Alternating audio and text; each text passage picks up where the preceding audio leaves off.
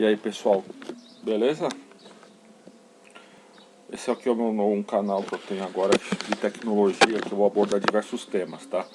Desde os impactos socioeconômicos da nova revolução industrial que está batendo na porta, que está por vir, que é denominado Indústria 4.0, às vezes muito ressaltado pela Singularity University como singularidade tecnológica, que irá convergir todas as tecnologias exponenciais.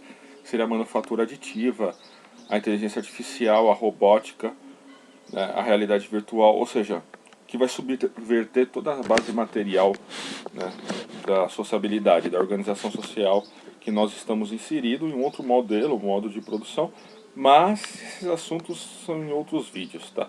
Nesse daqui eu vou falar sobre programação. Então vai ter diversos temas que eu vou abordar. Um deles é na área de programação orientada a objetos, que você usa muito em outras linguagens aí. Vou dar dois exemplos de linguagens que famosas, que é o Java, que é programação orientada a objetos, e o Python, né, que é o que eu estou aprendendo e estou gostando mais. Eu já aprendi bastante de Java, mas o Python eu me interessei mais por ser mais prático e por atender às necessidades aí das ciências de dados, dessas áreas de aprendizagem das máquinas, que depois eu vou falar a respeito.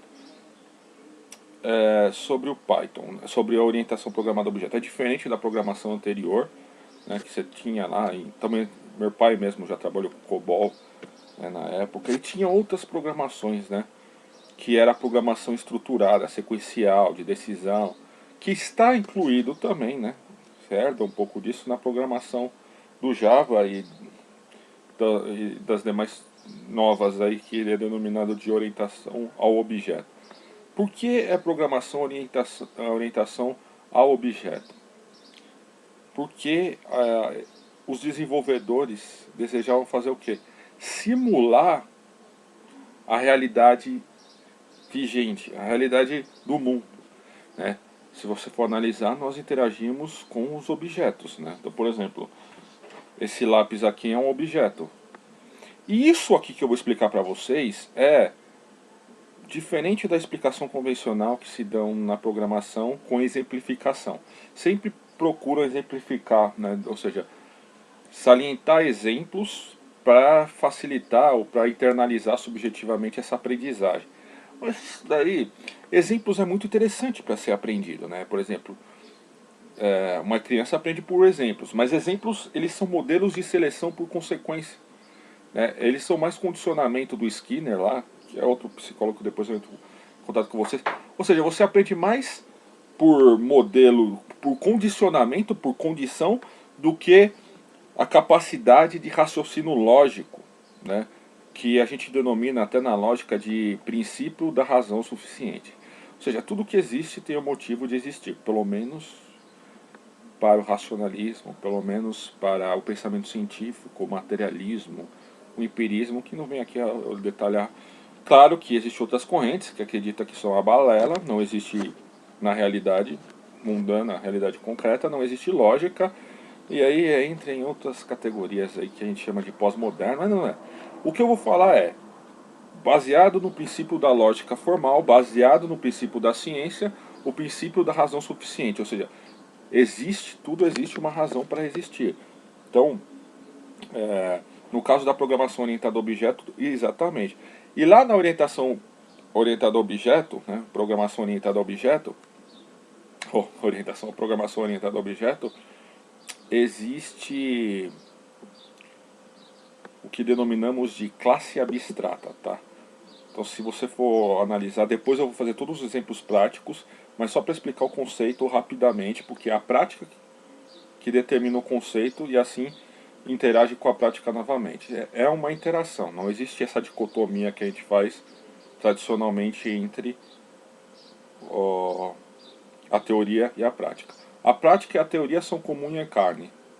Uma depende da outra e uma condiciona a outra. Então, o que a gente faz na epistemologia, na episteme, né, no conhecimento humano, é um pouco equivocado porque não reproduz a realidade de como é processado o pensamento humano. Mas, de qualquer forma, a orientação programada a objeto é interessante porque ela tenta simular o mundo real e a interação do mundo real e das ações dos objetos e do sujeito que somos nós. Então, primeiro, lembra daquela sua linha de matemática de português lá?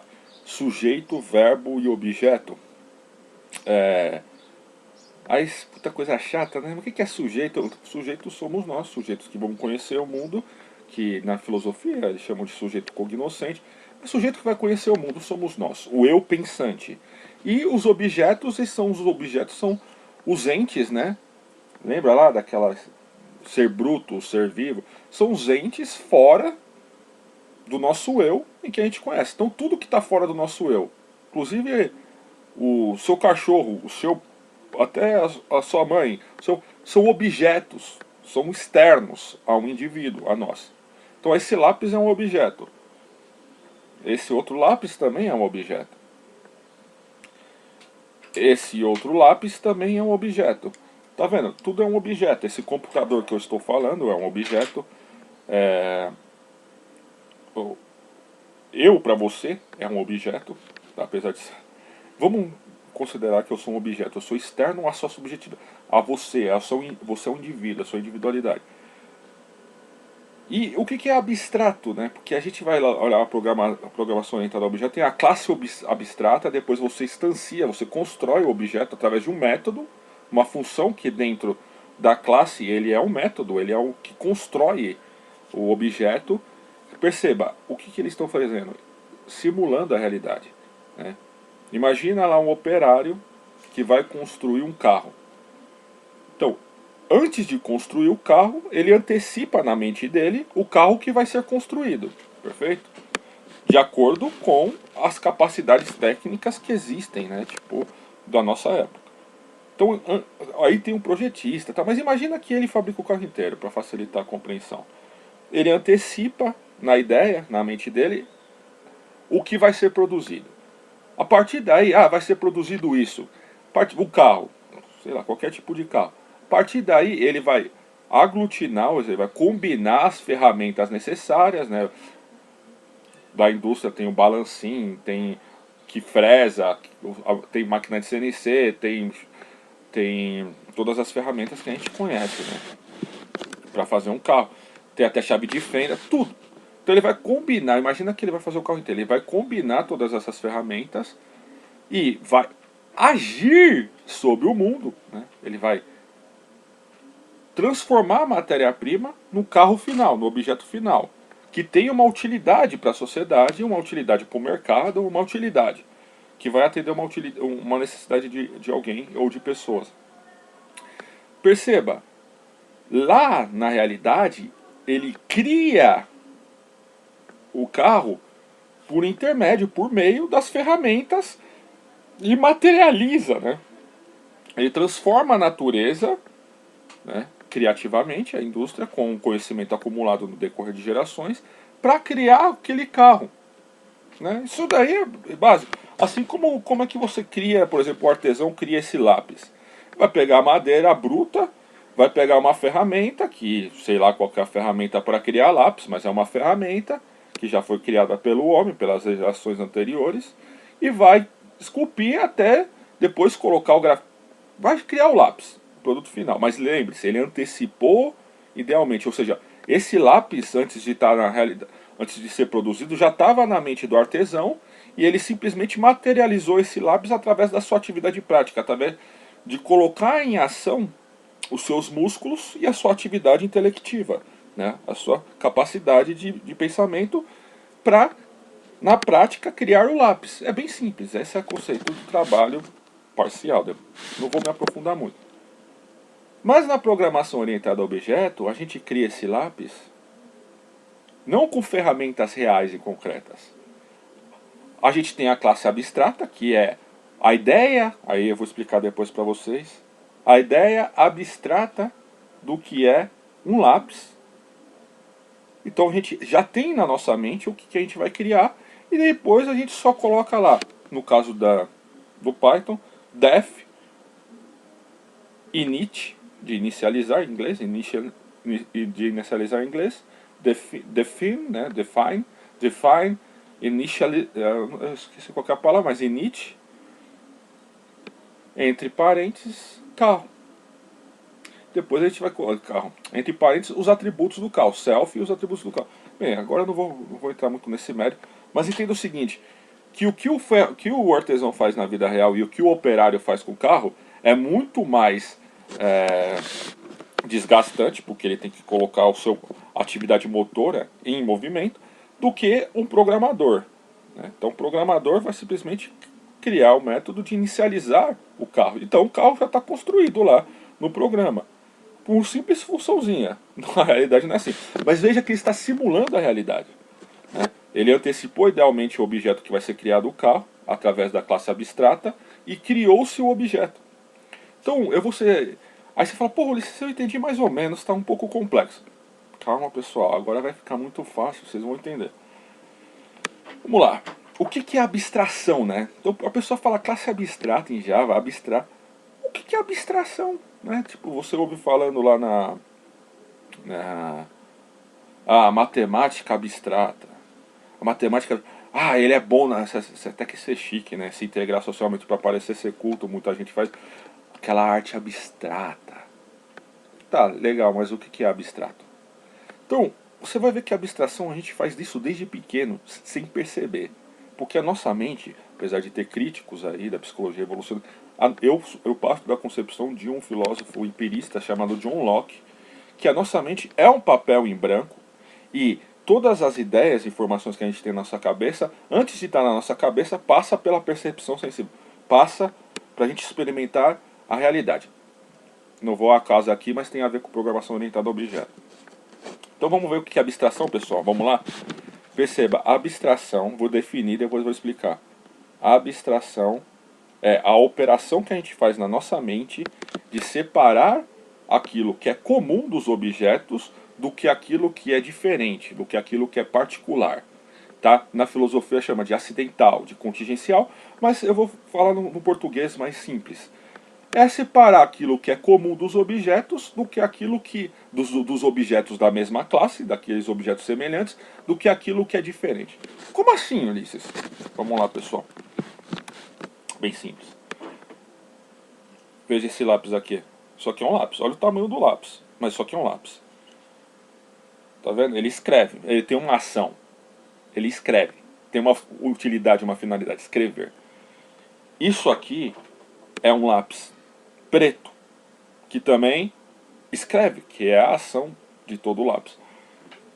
Isso aqui é um lápis, perfeito? Que também escreve. Aí eu te pergunto, aqui tem um lápis azul, isso aqui também é outro lápis azul.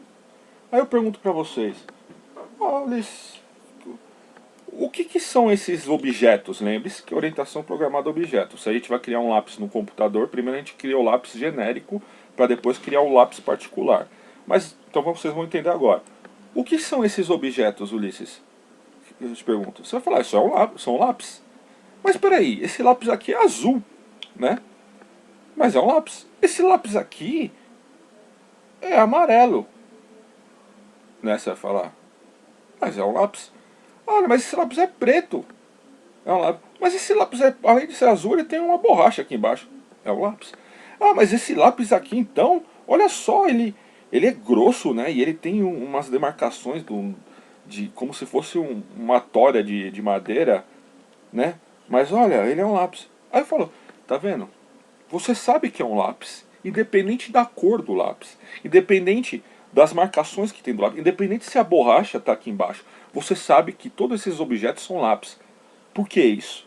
Porque você, lá na sua tenra infância, você não sabe, mas é assim que abstrai. Você, ao ver o primeiro lápis, você percebeu o lápis preto, entendeu? Aí você soube o que é um lápis, que a sua mãe vai falar, olha filhinho, aquilo se chama lápis. Aí você, lápis. E você sabe que escreve. Lá, quando você está lá na infância, lá, rabiscando. Depois, você viu um outro lápis. Você viu um lápis azul. E você falou, nossa, um outro lápis só que azul. Aí você viu um outro lápis, você viu um lápis amarelo, você falou, nossa, agora é amarelo. Aí você viu um lápis desse, você identificou que era lá. O que você fez aí? Você separou na sua cabeça, né, o conceito universal de lápis. Né? O que é o conceito universal de lápis? De todos esses objetos aqui, qual que é a característica comum entre eles? O que tem de comum entre eles? É a forma de lápis. Perceba? Olha a forma. Tá aqui, ele tem uma forma de lápis. Ele é uma forma de lápis, tem a forma de lápis, e tem aqui embaixo um grafite. Não, o grafite não, uma espécie de grafite, que escreve. Então o que é comum de um lápis para o outro lápis, pessoal?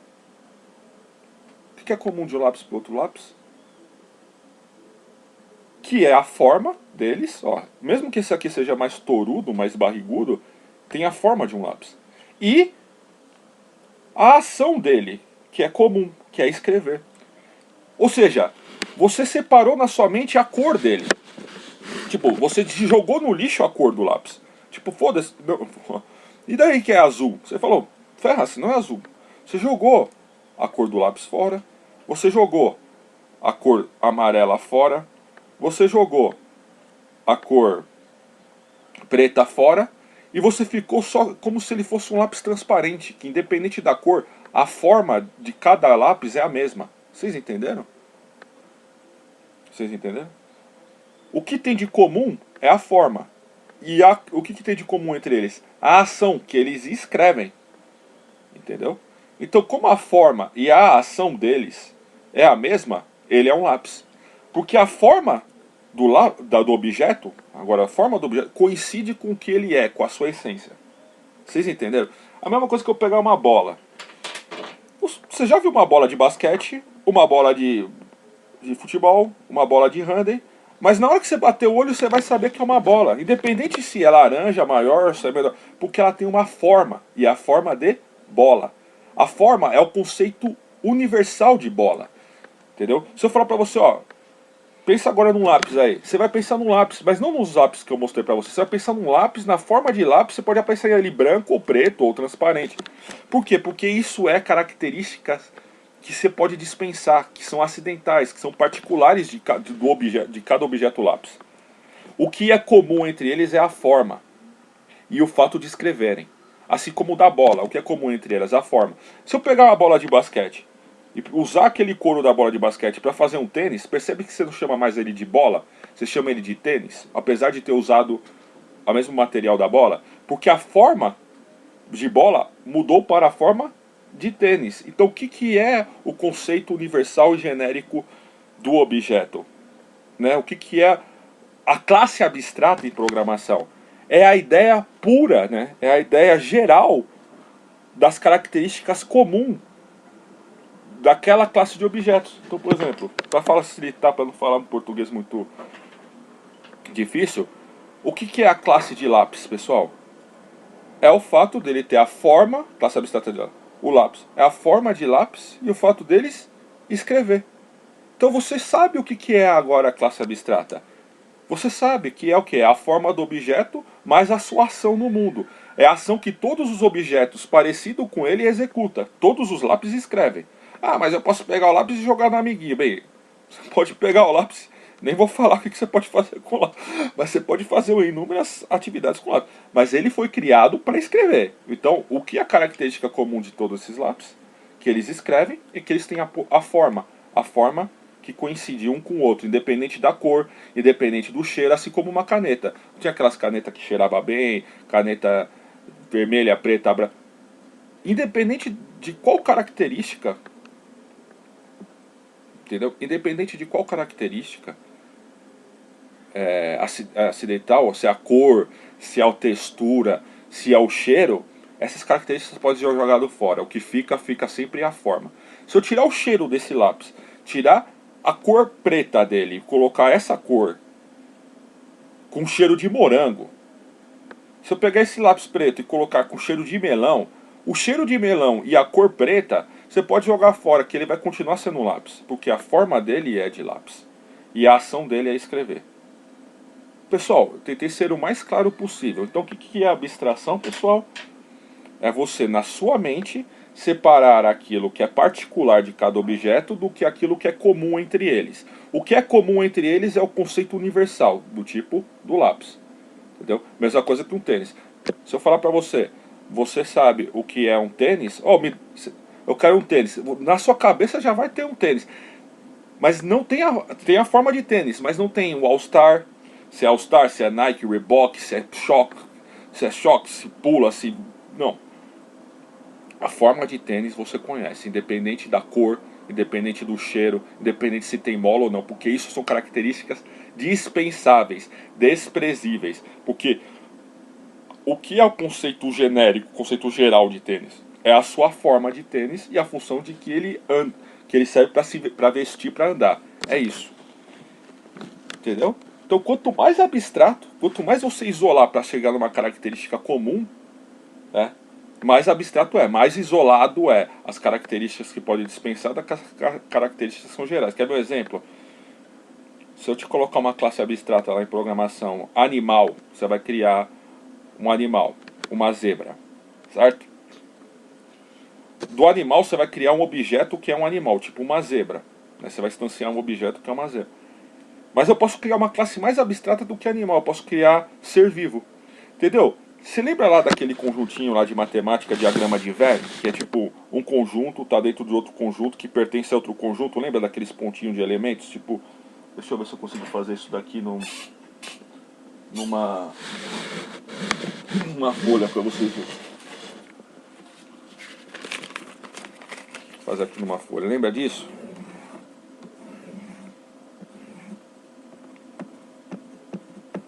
Acho que não vai dar pra ver, mas... Não vai dar pra ver, tá muito iluminado. Mas é mais ou menos isso, ó. Tipo, a zebra pertence ao conjunto de animais que pertence ao conjunto de seres vivos. Esse diagrama de Venn é utilizado na matemática, mas ela é muito útil também para a filosofia. Aliás, vai explicar essa concepção que eu te falei de abstração. Que isso é muito utilizado na orientação programada a objeto, apesar de parecer que uma matéria não tem nada a ver com a outra. Então vocês entenderam? Então, vou dar a sintetização rápida aqui da classe abstrata e de objeto. Depois eu posso sofisticar o argumento para vocês entenderem mais profundamente, mas aí já entra no âmbito da filosofia, tá? Que aí entra no materialismo, no empirismo, no idealismo, que não é a função aqui. É simplesmente vocês entenderem o que é abstração, o que é classe abstrata e o que é objeto. Agora você imagina, ó, eu tenho um lápis como classe abstrata e eu vou criar um objeto lápis. Mas eu vou criar um objeto lápis azul e que como faz com todo, e como todo lápis escreve. Aí sim eu estou criando um objeto particular que existe na realidade, que é o objeto lápis azul. Vocês entenderam isso? O lápis, não existe o lápis. Isso daí só existe na sua cabeça, porque você tem a forma de lápis na sua cabeça e que ele escreve. Na realidade existe lápises, ou lápis. Existe diversos lápis, assim como não existe a bola. Existe as bolas. Cada uma tem uma particularidade. Então, quando você for fazer programação orientada a objeto, quando você está colocando na classe abstrata a bola, só existe na sua cabeça e na classe abstrata lá do programa. Agora, o que existe na realidade são objetos bolas, das mais diversas cores, das mais diversas texturas, né? Assim, diversos e volumes. Assim como na programação orientada a objeto, quando você cria uma bola como objeto, você está criando uma bola como se ela fosse uma bola real. Mas ao invés de você pegar o couro, processar o couro, etc., para criar a bola, você só cria um método lá de criar a bola já é criada. Mas aquela bola, ela sim, tem características particulares, atributos e características qualitativas particulares, que teria cor, cheiro, volume, entendeu? Bem, pessoal, eu espero que vocês tenham entendido. Qualquer dúvida vocês escrevem aí embaixo, que eu posso ainda melhorar o argumento. Mas eu expliquei mastigadinho para que vocês entendam. Então essa aqui é primeiro passo para vocês entenderem programação orientada a objeto. Depois eu vou colocar, quando der, né, porque eu estou estudando e trabalhando, quando der eu vou colocar o outro vídeo explicando na prática, já para fazer para vocês essa distinção, e vai ficando cada vez mais claro o que é abstrato do que é concreto. Mas eu acho que vocês já deram para ter uma boa noção aqui. Isso é diferente da explicação convencional, de que a classe abstrata ela é um template, um presente. Isso não... Você não está explicando o motivo do que é abstração. Então fica difícil o indivíduo internalizar. Por isso que fica confuso. Porque o indivíduo, quando você explica, por exemplo, ele não sabe caracterizar ou sabe distinguir o sujeito do objeto. O que eu fiz aqui para vocês é mostrar a diferença do sujeito do objeto. Da ideia geral, genérica ou pura, como chamam, do objeto concreto particular que tem as suas características próprias, mesmo tendo a mesma forma dos outros objetos, mesmo tendo as mesmas ações dos outros objetos.